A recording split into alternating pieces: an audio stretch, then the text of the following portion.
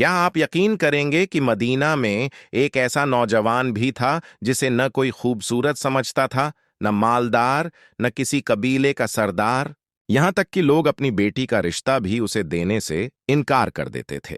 لیکن پھر ایک ایسا دن آیا کہ اسی نوجوان کے بارے میں رسول اللہ نے فرمایا، یہ مجھ سے ہے اور میں اس سے ہوں۔ آخر ایسا کیا ہوا کہ ایک گمنام نوجوان جنت کا مسافر بن گیا؟ آئیے سنتے ہیں حضرت جلیبیب رضی اللہ عنہ کا دل ہلا دینے والا واقعہ۔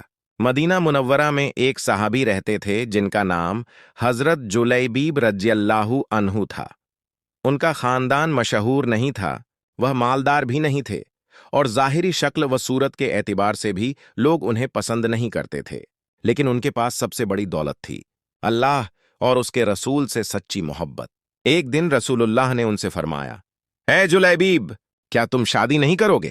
انہوں نے عرض کیا، یا رسول اللہ، مجھ سے کون اپنی بیٹی کی شادی کرے گا؟ آپ نے فرمایا، تم میرے ساتھ چلو۔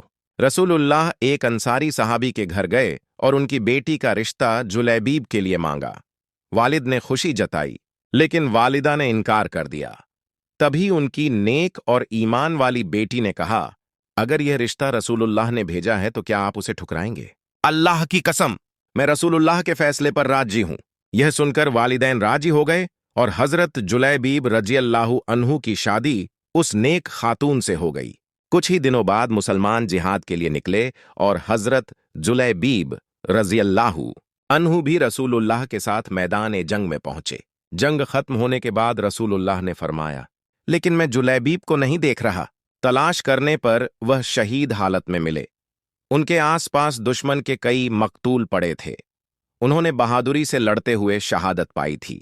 رسول اللہ خود ان کے پاس آئے، ان کے جسم مبارک کو اپنے ہاتھوں سے اٹھایا، اپنی گود میں لیا اور فرمایا، اس نے کئی دشمنوں کو قتل کیا، پھر خود شہید ہو گیا۔